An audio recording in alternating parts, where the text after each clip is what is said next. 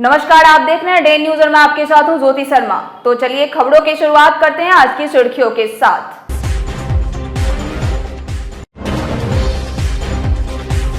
अवैध संबंध में एक व्यक्ति की पीट कर हत्या।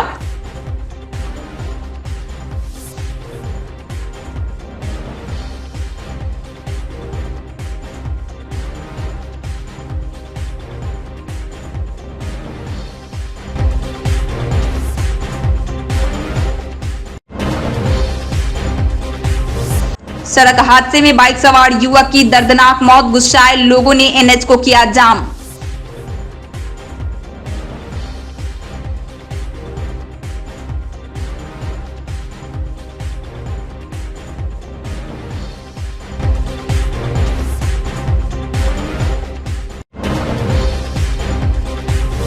और सरैया एसबीआई बैंक लूटकांड का खुलासा, पुलिस ने लूटा हुआ रकम के साथ आधा दर्जन अपराधियों को किया गिरफ्तार।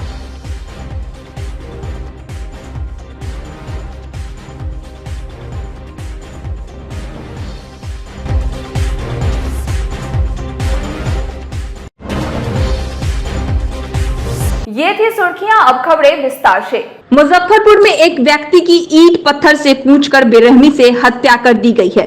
घटना कांटी थाना इलाके की कपरपुरा गांव की है। मृतक की पहचान उसी गांव के 40 वर्षीय ड्राइवर लाल मोहम्मद के रूप में हुई है।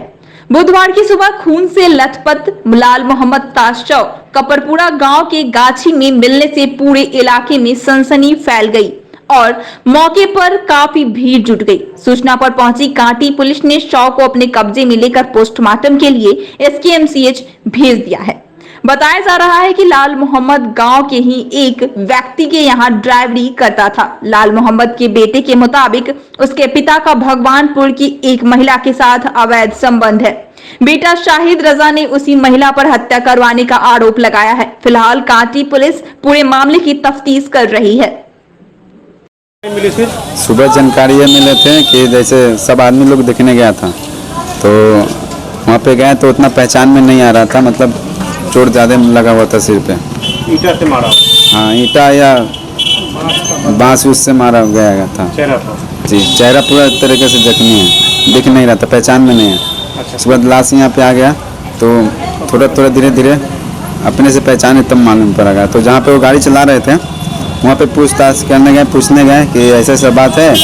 तो वहाँ पे वो कल आए थे शाम में, तो वो बोले कि हाँ यही कपड़ा से मालूम पड़ा कि वो लाल टी शर्ट और जीन्स पहने थे। तो बाद में उसी बोले तो फिर पता किए तो मालूम पड़ा कि हाँ वही है। क्या बोल के गए थे घर से कल? घर से मतलब घर पे आए नहीं थे वो। हाँ, वो ड्यूटी से आए पटना से और वो 12 हाँ वहीं पे थे। बाद में शाम में 5:30 बजे गए थे नसंडा चौक, वहाँ से फिर आए नहीं। कैसे हत्या की गई थी? अब उनको मारे गया। कौन लोग मारा? अब वो तो मालूम पड़ेगा तो क्लियर बताया जाएगा। अभी तो शक तो अभी किसके ऊपर बताएं। उनके साथ एक वो जो औरत रहते थे, अब उनसे पूछताछ होगा तो बताया जाएगा क्या है। उनके साथ कोई औरत रहती थी? हाँ, औरत के साथ वो रहते थे। संबंध वगैरह था? हाँ, संबंध था। कहाँ है औरत लोग? वो भगवानपुर में उसका डेरा है, वहीं पे। क्या नाम है उसका? हसीना नाम है। हसीना भी नाम है। हाँ। क्या शक क्या है मन में? कोई शक है आप लोग के? शक तो है थोड़ा बहुत, लेकिन अभी बता नहीं सकते हैं। बेरहमी से मारा गया? हाँ, बेरहमी से मारा गया। शव कहाँ पर था उनका? लीची की गाछी में लाश हद्दा में मिला गया। और ड्राइवरी कहाँ करते थे? तो डीएम साहब के यहाँ ड्राइवरी करते थे, 10 साल से ड्राइवरी कर रहे। वो बैजनाथ मिश्र जी। कहाँ पर पोस्टिंग कहाँ है उनका? वो पोस्टिंग है, वो डेट कर गए हैं। वो पटना में उनका घर है, वहीं पे रहते थे। यहाँ कहाँ घर हुआ इनका? पूरा में घर हुआ। सब देखने से तो पता चलता है कि ये हत्या है और कोई ऐसा चीज़ से मार करके हत्या किया गया है, इस तरह से महसूस हो रहा है। हम लोग को देखने के बाद यही पता चला है कि किसी ने इस तरह से मारा है जैसे, यानी क्या कहा जाए इसको, इंसान नहीं मारने वाला तो जानवर से भी बदतर होगा जो इस तरह का घटना घटाया है। शव कहाँ पर से बरामद हुआ? सब जो है कि से एक आम के बगीचे में बरामद हुआ है। सुबह में जो गांव के लोग उधर गए तो लोगों ने हल्ला किया कि गाछी में एक शव पड़ा हुआ है। तो सब लोग गए वहाँ देखने के बाद जो है कि इसे पता चला कि ये लाल मोहम्मद ड्राइवर है, उसी का जो है कि इसे लाश है। किसी को शक जाहिर किया है परिवार वाले उनके लड़का तो बता रहे हैं कि जिस तरह से शक तो जा ही रहा है, जैसे किसी महिला के साथ उनका इंटेंगल था, अवैध संबंध था। हो सकता है कि इसमें उसका पूरी तरह से हाथ हो, और हम लोगों को भी शक है उस पर कि चूँकि वो महिला को गांव में लेकर के आए थे तो उसको गांव के लोग रहने नहीं दिया। कहा कि अवैध महिला को गांव में नहीं रहने दिया जाएगा, इसलिए कि गांव का स्थिति खराब हो सकता है। तो इसलिए गांव के लोगों ने उनको हटा दिया वहाँ से। वो भगवानपुर में कहीं डेरा उड़ा ले करके वो लोग रहते थे, और अभय मिश्रा के यहाँ ये ड्राइवरी करते थे। जो पूर्व डीएम बैजनाथ मिश्रा हैं, उनके लड़के हैं अभय मिश्रा, तो उन्हीं के यहाँ से उनका जो है कि गाड़ी चलाते थे 4 व्हीलर। फिलहाल जांच का मांग कर रहे हैं हम लोग। इसको जो है कि से सरकार से और थाना प्रभारी से इसको गहन छानबीन कर इसको तथ्य को जानकारी सामने लाने की कोशिश की। जो दोषी हो उस पर कड़ी से कड़ी कार्रवाई हो।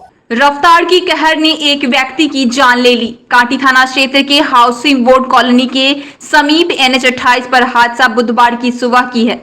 जानकारी के अनुसार एक तेज रफ्तार की अनियंत्रित ट्रक ने मोटरसाइकिल सवार व्यक्ति को कुचलते हुए भागने लगा। तब स्थानीय लोगों ने शोर मचाया तो ट्रक चालक ट्रक को छोड़कर भाग निकला। हादसा इतना दर्दनाक था कि व्यक्ति का शव सड़क पर छत स्थिति में पड़ा रहा।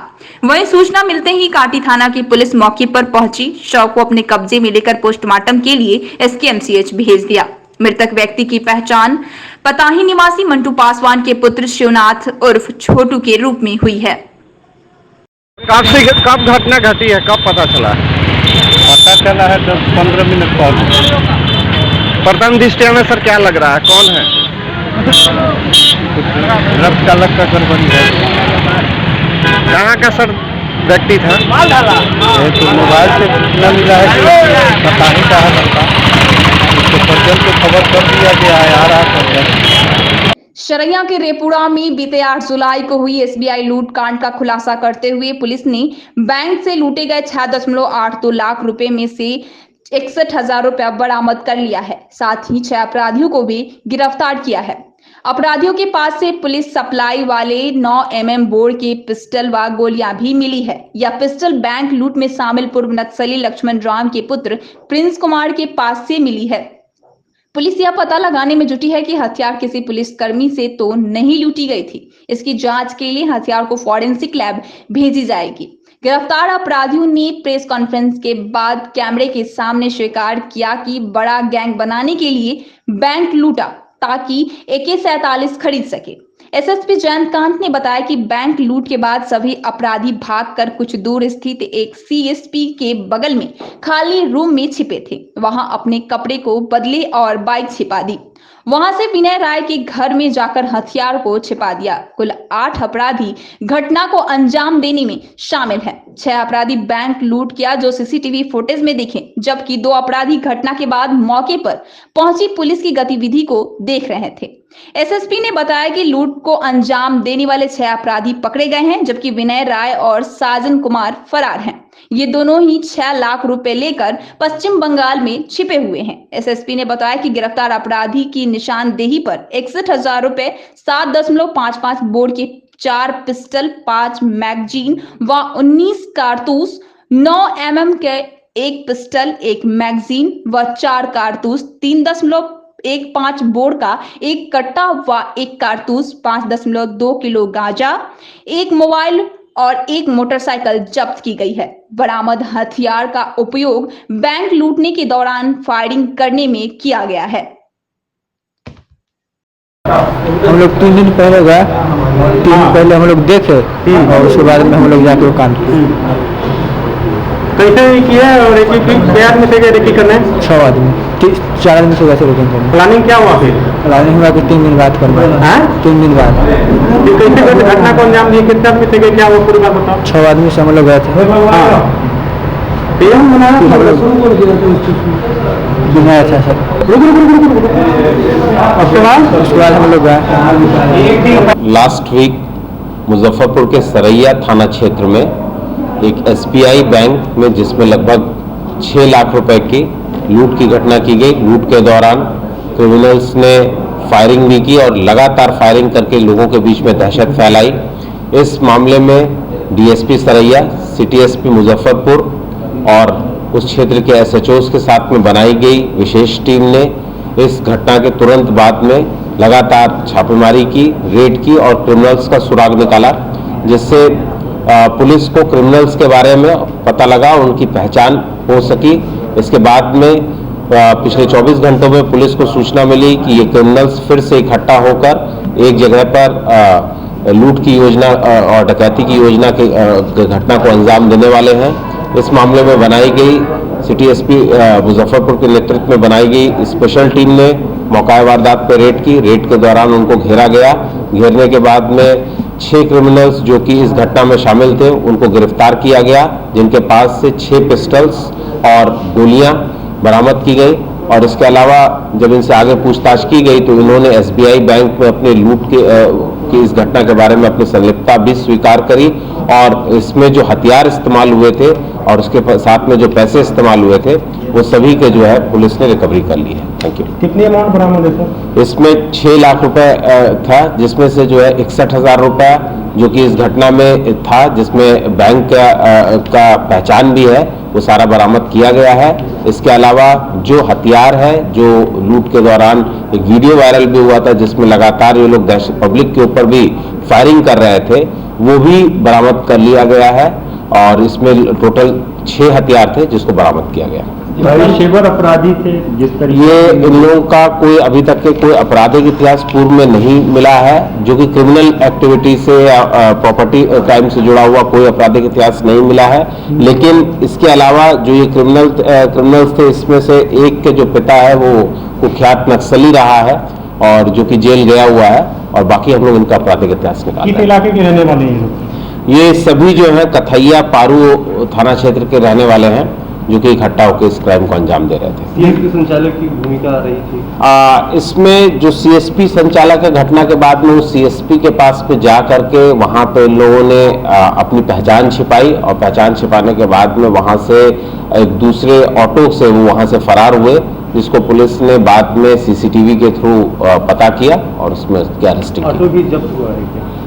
नहीं, ऑटो हायर करके ये लोग निकले थे वहां से, तो अभी उसके बारे में हम लोग संलिप्तता की जांच कर रहे हैं। इसका कुछ ये लोग पहले से कोई लाइनर वगैरह इसमें इसमें जो पर्सन बैंक में गया था फर्स्ट टाइम और जिसने क्राइम को इनिशिएट कराने में विशेष भूमिका निभाई, उसकी गिरफ्तारी हो गई है। उसने अपना अपराध को स्वीकार भी कर लिया है और इस मामले में सिटी SP मुजफ्फरपुर और DSP सरैया ने लगातार पूछताछ की क्रिमिनल्स से, जिससे जो बाकी क्रिमिनल्स भी अरेस्ट हो सके हैं।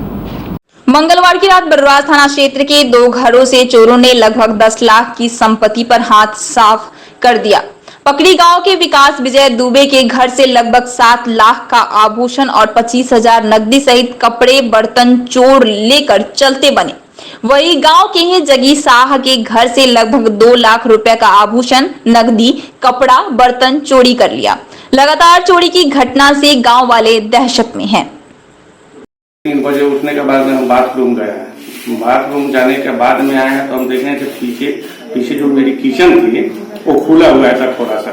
वहां से देखने के बाद में फिर हम आए, गेट अपना जो सेकेंड गेट था उसको देखे। उसके बाद में जो हमारा गेट जो हमने थोड़ा सा खोला हुआ था वो लॉक था। मैं जो साइड का जो खिड़की है वो भी हम खोल के गए थे तो वो भी बंद था। उसके बाद में तब हमने रूम को खोला। रूम में जब खोलने के बाद में मालूम पड़ा तो सारा सामान इधर उधर छीटा हुआ है, फेंका हुआ था। तब हमने पत्नी को जगाया, उसके बाद में हम अपने बड़े भाई को जगाया, उसके बाद में हमने चौकीदार में। कितना का लगभग चोरी है? लगभग होगा 7-8 लाख के लगभग में। कितना का लगभग आभूषण का चोरी है? आभूषण तो 7 लाख के लगभग। और नगद कैसे 25,000। कपड़ा लत्ता बर्तन? कपड़ा बर्तन तो नहीं है, कपड़ा है कम से कम 5 साड़ी, मेरा एक कुर्ता, मैंने बेशकीमती जो साड़ी था वही लेके चढ़ गया। और चढ़ने के बाद मुझे कि छत वाला भी गेट बंद कर दिया ताकि छत पर लगभग लड़के बच्चे मिलकर के 10-11 आदमी सोए हुए थे हैं। उसके बाद जब अंदर गया तो पीछे की रास्ता भी अपना गेट खोल दिया हम लोग जिस पर रूम में सोए हुए थे फैमिली के साथ, बच्चे के साथ, उस रूम को यानी अंदर से तो हम लोग बंद करे ही थे, लेकिन बाहर से भी बंद कर दिया और बंद करके कुछ मतलब कपड़ा और लत्ता से भी उसको और टाइट कर दिया। और जिस रूम में ताला लॉक था उसी ताला को काट करके और उस बक्सा को उखाड़ पुखाड़ दिया। करीबन मानिए कि वही 2 लाख के ऑन पौन के आभूषण ले गया। कपड़ा बुझिए कि 3 गो साड़ी, मात्र उसको कॉस्टली साड़ी दिखाई दिया, वही 3 गो साड़ी ले गया। बर्तन फूल बर्तन में बुझिए कि वही बड़ा सामान सा तो छोड़िए दिया है, 3 गो छिपी ले गया है, वो कटोरा आए, वो गिलास ले गया है। इसके अलावे मुझे कि और कुछ नहीं ले गया। पिछले कुछ दिनों से लगातार हो रही भारी बारिश से बूढ़ी गंडक नदी के जलस्तर खतरे के निशान को पार कर चुका है। यह आम लोगों के लिए चिंता का कारण बन चुका है। बूढ़ी गंडक नदी के बढ़ते जलस्तर ने लोगों को संकट में डाल दिया है। कई अन्य नदियों के जलस्तर बढ़ने से भी परेशानियां बढ़ी है। खासकर बूढ़ी गंडक नदी के गर्भ में बसे मीनापुर प्रखंड के रघई गांव के लोगों को भारी कठिनाइयों का सामना करना पड़ रहा है, क्योंकि तटबंध के दोनों दिशाओं से गांव में पानी प्रवेश कर जाने से लोगों को प्रखंड मुख्यालय से संपर्क भंग हो गया है। बाढ़ पीड़ित लोगों के लिए प्रशासन द्वारा अब तक नाव की व्यवस्था नहीं कराने से पीड़ितों में भारी आक्रोश व्याप्त है। रघई गांव में चारों ओर बाढ़ के पानी का फैलाव होने लगा है। गांव के लोग अपने बाल बच्चों के साथ ऊंचे स्थानों पर जाने की तैयारी में जुट गए हैं।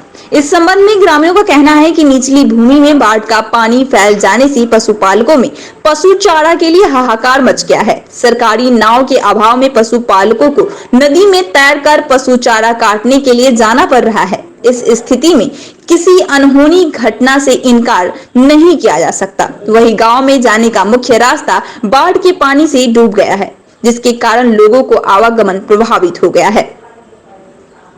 कुछ नहीं, सरकारी सुविधा कुछ नहीं मिला है, कुछ नहीं मिला है। कौन सा गाँव होगा ये? रघई गांव। कम्युनिटी किचन या तिरपाल ऐसा कुछ? कुछ नहीं मिला है, कुछ नहीं मिला है। तो आप लोग अपने स्तर से करते? जी जी, बहुत तकलीफ है। लेकर के जिले में स्थिति अभी नियंत्रित है। जलस्तर घटा है, बागमती का भी और गंडक का भी। बूढ़ी गंडक का भी जलस्तर घट रहा है, लेकिन थोड़ा स्लो घट रहा है। तो बूढ़ी गंडक के चलते कुछ प्रखंडों में बोचड़ा, मुसहरी, कांटी इत्यादि प्रखंडों में कुछ पानी का स्तर कहीं कहीं रुका हुआ है। वहाँ हम लोग विशेष रूप से राहत एवं बचाव के कार्य करा रहे हैं। बूढ़ी गंडक नदी में आई बाढ़ के कारण मुजफ्फरपुर के कई प्रखंड इन दिनों जलमग्न हैं। वहीं नदी के बढ़े जलस्तर की वजह से मुख्य बांध पर लगातार दबाव बढ़ रहा है। कांटी के कोठिया मन के पास बने मुख्य सुरक्षा बांध से 5 दिन पूर्व पानी का रिसाव तेजी से शुरू हो गया था। इससे ग्रामीणों में दहशत का माहौल बन गया था। बांध से पानी के रिसाव होने की सूचना पर जिला प्रशासन के निर्देश पर जल संसाधन विभाग की ओर से युद्ध स्तर पर सुरक्षा के पुख्ता इंतजाम शुरू कर दी गई है। फ्लड फाइटिंग टीम भी लगातार डटी हुई है। जल संसाधन विभाग और जिला प्रशासन के कई प्रशासनिक अधिकारी खुद बांध की मॉनिटरिंग कर रहे हैं।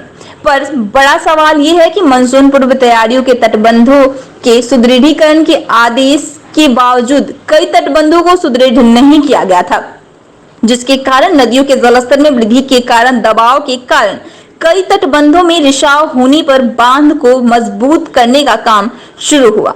जिलाधिकारी प्रणव कुमार का कहना है कि अभी फिलहाल किसी भी तटबंध में रिसाव नहीं हो रही है। ये 20-25 दिन पहले से है सर यहाँ पे। अभी क्या स्थिति है? अभी स्थिति तो अभी कुछ मिला जुला के बहुत अच्छा है। कितने दिनों से ये बांध पे काम चल रहा है? ये काम चल रहा है वही लमसम 10-15 दिन से। इससे पहले जो रिसाव हुआ था उससे कैसे निपटे थे आप लोग? उसमें वही हुआ था जो सर पत्थर गिराया हुआ था, उसके बाद में कुछ भी नहीं, उसके आगे तरीके नहीं किए। पानी गंडक का इस पार आने लगा था? हाँ जी, उस टाइम में। तो कैसे रोके आप लोग? वही पत्थर डालने से और मट्टी भरने से रुका है, और उसके बाद में कुछ भी नहीं है। अभी तक नहीं हुआ? नहीं। फिर अब ये हाँ, यही अभी चल रहा है। काम चल रहा है यहाँ पे? एक गांव है काटी कोठिया, गोसाई टोला। कितने दिनों से रिसाव हो रहा था? अभी 15 दिन से काम हो रहा है। वो पहले से मतलब उधर टूटा था ना, तो पत्थर उथर आया, मिट्टी ये सब डाला और है सही। अब रिसाव नहीं हो रहा है? उसके बाद नहीं, लगातार तटबंध सारे सुरक्षित हैं। आपको मैं बता दूं, सभी लोगों को मैं आश्वस्त करता हूं कि सारे तटबंध सुरक्षित हैं वर्तमान में, और लगातार इंजीनियर्स और प्रशासनिक पदाधिकारी कैंप करके उसका नियंत्रण निरीक्षण भी कर रहे हैं। कहीं से भी यदि पानी के धार से दबाव की बात आती है, प्रेशर की बात आती है, तो वहाँ तुरंत 24 घंटा एक करके काम कराया जाता है। वर्तमान में ऐसी कोई दिक्कत नहीं है जिसके चलते लोगों को सोचना पड़े। मुजफ्फरपुर जिले में खतरे के निशान से 1 मीटर ऊपर बह रही बूढ़ी गंडक नदी लगातार तबाही मचा रही है। गांव के गांव बाढ़ की तबाही झेल रहे हैं। लोग ऊंचे स्थान पर रहने या पलायन करने को मजबूर हैं। बाढ़ ने लोगों का घर छीन लिया तो अब लोग ट्रकों में भी आसियाना बनाकर रह रहे हैं। मीनापुर इलाके के कांटी मधुबन गांव में बड़ी संख्या में ग्रामीण ट्रक ड्राइवरी का काम करते हैं और इस समय उनका काम बंद है, तो उन्होंने मुजफ्फरपुर शिवहर स्टेट हाईवे पर ट्रक लगाकर रखा हुआ है। ऐसे में जिनके पास बाढ़ ने घर छीन लिया है, वे लोग अब इन ट्रकों को अपना आसियाना बनाकर रहने को मजबूर हैं। इनका कहना है कि कोई सरकारी मदद नहीं मिल रही है, जैसे तैसे जी रहे हैं। बारिश होती है तो सबसे ज्यादा परेशानी होती है, पर क्या करें, आखिर जीना तो हर हाल में है। बहुत ज्यादा परेशानी हो रही है। पूरा रहना हो पा रहे थे, कुछ भी तो नहीं मिल रहा है हम लोग का। यहाँ पर कोई सुविधा नहीं है या मिला है अभी तक में। घर में पूरा पानी भरा हुआ है, पूरा कमर भर पानी है। हम लोग बांध पर आके वो गुजारा कर रहे हैं। ना कुछ भी व्यवस्था नहीं है। मतलब जिंदगी कैसे कट रही है? जानवर और इंसान एक बराबर दिख रहे हैं, उसी में बकरी है, उसी में आदमी भी है। हम लोग इसी में रह रहे हैं, इसी में अपना गुजारा कर रहे हैं।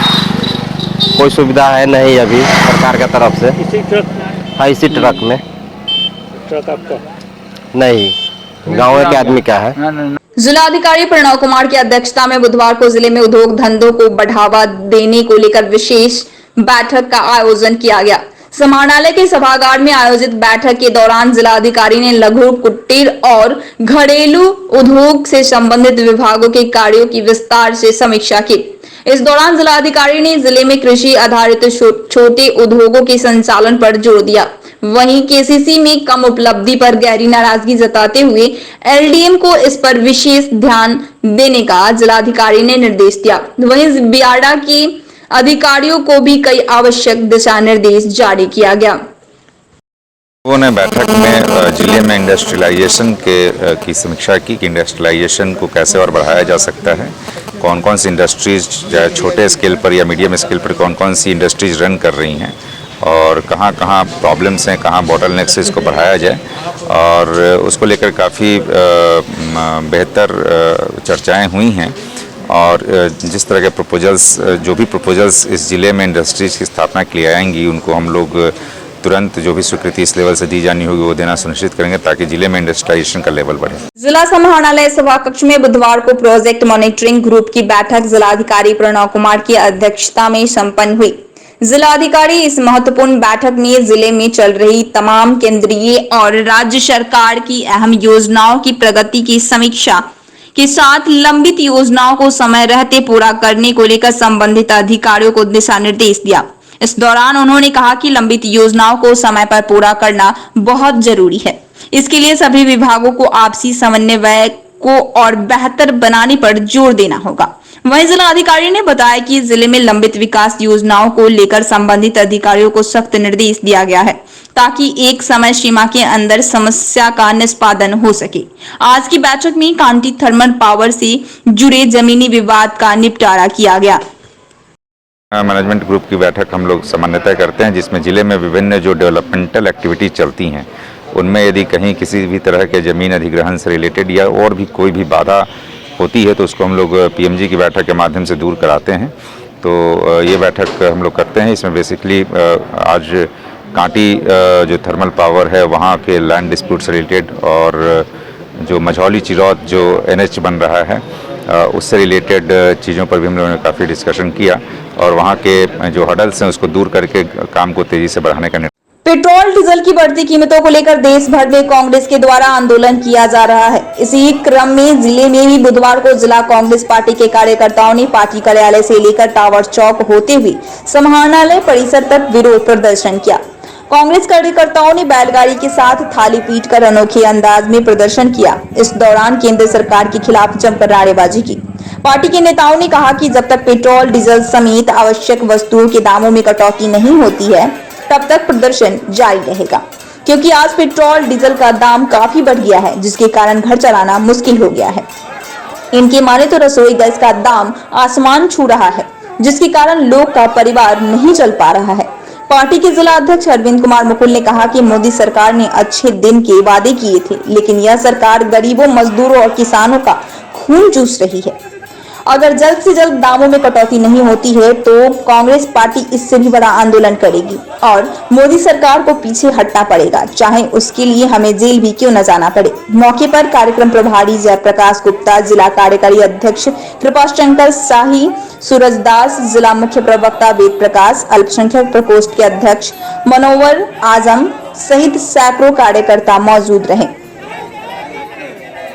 राजनीति नहीं है, ये आज के देश का हकीकत है। डीजल और पेट्रोल की मूल्य में बेतहाशा वृद्धि हुई है, जनता पर लगातार मार पड़ रहा है। कोरोना के पीरियड में अर्थव्यवस्था ऐसे ही चरमराई हुई थी। केंद्र की सरकार की नीतियों के कारण गैस, पेट्रोल, डीजल जो आम जनों की आवश्यकता है, उसमें इस प्रकार की मूल्य वृद्धि करना गरीब और मध्यम वर्ग के लोगों की कमर पर चोट देने के बराबर है। इसी बीच बिहार की सरकार भी बालू का दाम में बेतहाशा वृद्धि कर देती है, जिससे रोजी रोजगार का भी संकट देश में आया हुआ है। इसी के विरुद्ध में कांग्रेस पार्टी ने यह धरना पूरे प्रदेश में, पूरे देश में रखा हुआ है। यह प्रदर्शन हम लोग कर रहे हैं। उनकी जो बहरी सरकार है, उनके कान में जो जू नहीं रेंग रहा है, वो हम लोग आवाज पहुंचाने का काम कर रहे हैं।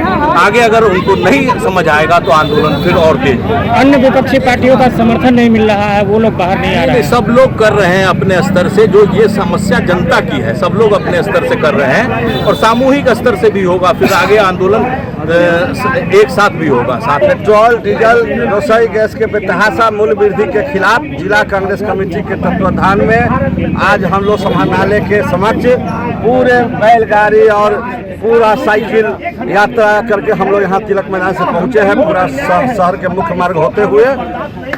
आज जो है कि 2 महीना में 29 बार डीजल, पेट्रोल, रसोई गैस का मूल्य वृद्धि बढ़ाया गया।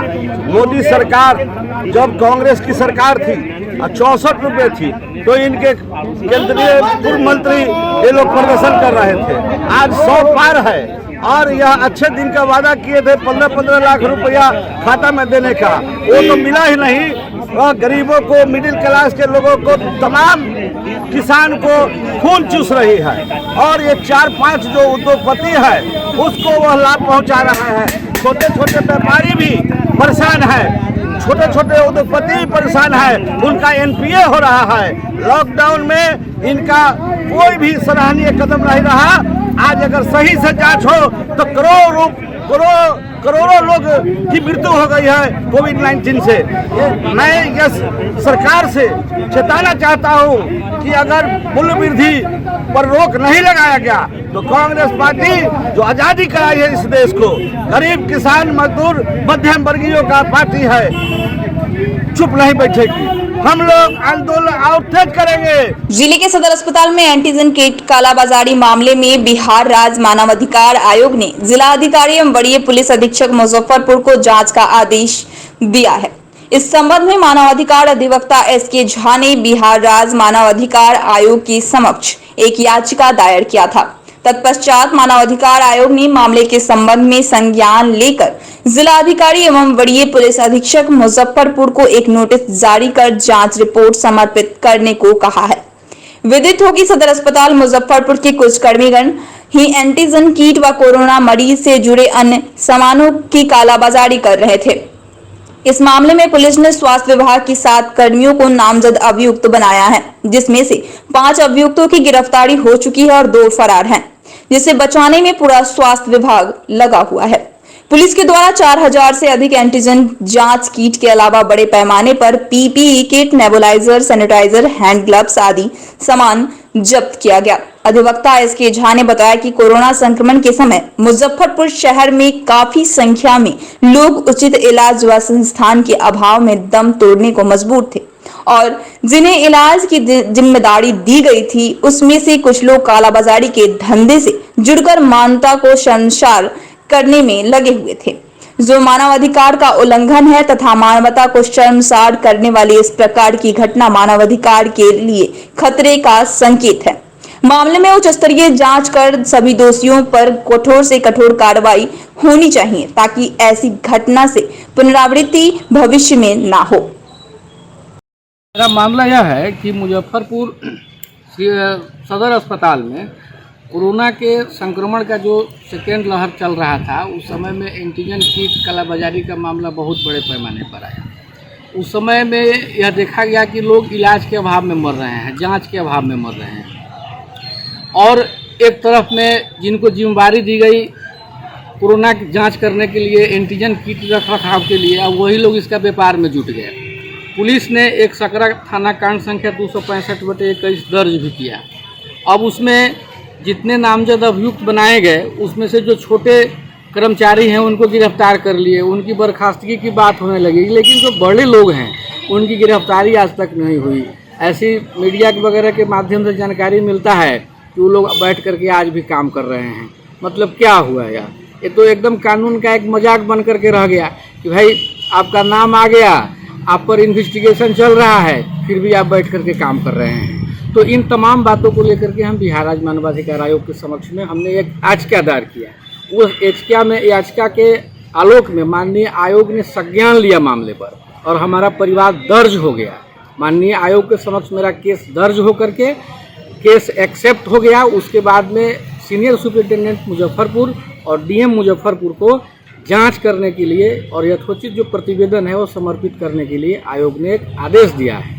अब हम लोग ये देखते हैं कि डीएम साहब और एसपी साहब के द्वारा क्या रिपोर्ट माननीय आयोग के समक्ष जाता है, उसके आगे हम लोग आगे का फिर रणनीति तय करेंगे। बुधवार को गायघाट प्रखंड मुख्यालय स्थित बीआरसी भवन में पंचायत परामर्श समिति की बैठक की गई, जिसमें प्रमुख विधायक, वीडीओ, सीओ सहित कई पदाधिकारी और जनप्रतिनिधि उपस्थित रहे। बैठक में लगभग 10 प्रस्ताव पारित हुई। मौजूद जनप्रतिनिधियों ने अपने अपने क्षेत्र को बाढ़ प्रभावित घोषित करने की मांग की। विधायक निरंजन राय ने कहा कि बैठक में गायघाट बागमती से सबसे ज्यादा बाढ़ से प्रभावित रहता है। इस पर चर्चा किया गया है कि कैसे लोगों तक जल्द से जल्द मदद पहुंचाया जाए। वीडियो डॉक्टर विमल कुमार ने कहा कि प्रखंड स्तरीय पंचायत परामर्शी की बैठक की गई, विभिन्न मुद्दों पर चर्चाएं की गई, खासकर बाढ़ से संबंधित बैठक में दिशा निर्देश दिया गया। प्रखंड स्तरीय परामर्शी समिति की बैठक हुई, जिसमें माननीय विधायक महोदय, माननीय अध्यक्ष महोदय, परामर्शी समिति, विभिन्न पदाधिकारी, सदस्यगण सभी लोग उपस्थित थे। विभिन्न मामलों पर बातचीत हुई और जो भी समस्याएं हैं खासतौर पर बाढ़ से संबंधित हुई, उसमें जो भी अनुश्रवण समिति से पास कराया गया लिस्ट आना है, उसमें बहुत सारे पंचायत के आ गए हैं, कुछ के बाकी भी हैं, तो सभी को निर्देश दिया गया है इस समय उसे 2 दिन के अंदर उपलब्ध कराया जाए ताकि बाद में लोगों को गायघाट प्रखंड के बीआरसी भवन में पंचायत समिति की बैठक थी, जिसके लिए हम आए थे बैठक में भाग लेने के लिए। वहाँ यही आज जो अभी सबसे ज़्यादा बाढ़ की समस्या है, जो शिक्षा और जो भी सभी विभाग की समीक्षा बैठक हुई, स्वास्थ्य, समाज कल्याण, मतलब जो सभी विभाग से संबंधित उस पर चर्चाएं हुई। सबसे ज़्यादा बाढ़ जो अभी गायघाट को बागमती से पूर्णतः प्रभावित रहता है, तो बाढ़ पर ज़्यादा हुआ कि किस तरह से जो बाढ़ प्रभावित लोग हैं उनके बीच राहत का वितरण हो, और जिस तरह से ये 6,000 रुपये जो सरकार के द्वारा दी जाती है सहायता राशि, उसकी संबंधित सूची और जो अनुश्रवण समिति की बैठक के द्वारा ली जाती, इन्हीं सब मुद्दों पर विशेष रूप से आज की बैठक में परामर्शी समिति का पहला बैठक, इसमें ज़्यादा बाढ़ पर उनका सूची नहीं आया, उस पर विशेष बहस हुआ। 2 दिनों के अंदर में सारी सूची उपलब्ध कराने के लिए बोला गया है पंचायत को। अगर नहीं आता है तो उससे लाभ वंचित हो जाएंगे, और सारी जवाबदेही पंचायत के अध्यक्ष, परामर्शी समिति के अध्यक्ष की होगी। बैठक में कितने प्रस्ताव पास किए गए?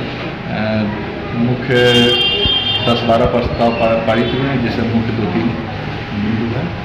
नगर निगम में पैसों के खेल को खत्म करने के लिए नागरिक मोर्चा के द्वारा खुदीराम बोस स्मारक स्थल पर नगर निगम भंग करने की मांग करते हुए सत्याग्रह का आयोजन किया गया। मोर्चा के महासचिव मोहन प्रसाद सिन्हा ने कहा कि सत्याग्रह के माध्यम से हम लोग जिला प्रशासन एवं राज्य सरकार से मांग करते हैं कि जितनी मेयर नगर निगम में बनाया गया है और किस परिस्थिति में और किस प्रकार चुनाव किया गया है, इनकी न्यायिक जांच कराई जाए।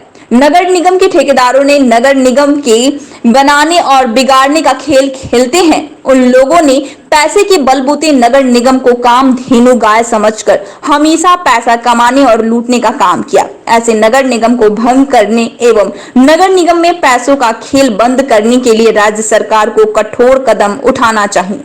मौके पर रमेश प्रसाद, गणेश राम सहित दर्जनों लोग मौजूद रहे।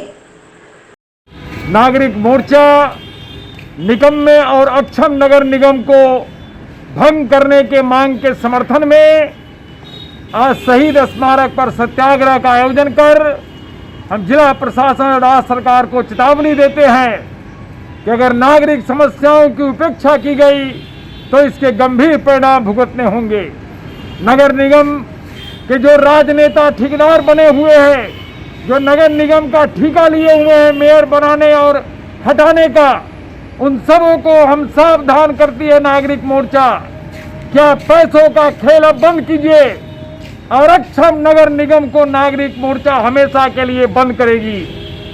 जो लोग पैसे का खेल खेल रहे हैं, अक्षम और अनुभवहीन मेयर को बना करके जनता पर थोप देता है। स्वर्गीय समीर कुमार के बाद जो भी मेयर बना उसका क्या बैकग्राउंड था, क्या सोशल और पॉलिटिकल बैकग्राउंड था, इसकी जांच होनी चाहिए। क्या उनका योगदान था सामाजिक कार्यों के लिए। पैसे का खेल अब मुजफ्फरपुर में नहीं चलेगा और नागरिक मोर्चा आज तक जो भी मेयर बना है उसकी न्यायिक जांच कराने की मांग करती है। राज्य सरकार और चुनाव आयोग से यह मांग करती है कि पैसों के खेल को खत्म करने के लिए वार्ड पार्षद के चुनाव के साथ ही मेयर और डिप्टी मेयर का चुनाव कराया जाए, जिससे कि पैसे का खेल नगर निगम और मुजफ्फरपुर में खत्म हो। हिंदी के महत्वपूर्ण कवि गीतकार राम इकबाल सिंह राकेश के जन्म जयंती पर महाकवि Ram Iqbal Singh Rakesh Smriti Samiti, mission Bharati research information centre, Bihar Guru और सांस्कृतिक संगम के संयुक्त तत्वाधान में स्मृति पर्व का आयोजन आम गोला स्थित शुभानंदी परिसर में किया गया, जिसमें कवि गीतकार और बेला पत्रिका के संपादक डॉक्टर संजय पंकज, समाज सेवी मुकेश त्रिपाठी, मिशन भारती के अध्यक्ष अविनाश तिरंगा उर्फ ऑक्सीजन बाबा सहित उपस्थित शहर के गणमान्य लोगों ने उनके चित्र पर पुष्प चढ़ाकर श्रद्धा सुमन अर्पित किया। आज उत्तर छायावाद के अग्रणी कवि राम इकबाल सिंह राकेश की जयंती है। राम इकबाल सिंह राकेश एक ऐसे कवि थे जिनका यौवन काल मध्य प्रदेश और उत्तर प्रदेश में विभिन्न पत्रिकाओं के संपादन के साथ ही साथ साहित्यिक विभिन्न विधाओं के लेखन के लिए समर्पित रहा और व्यतीत ही हुआ।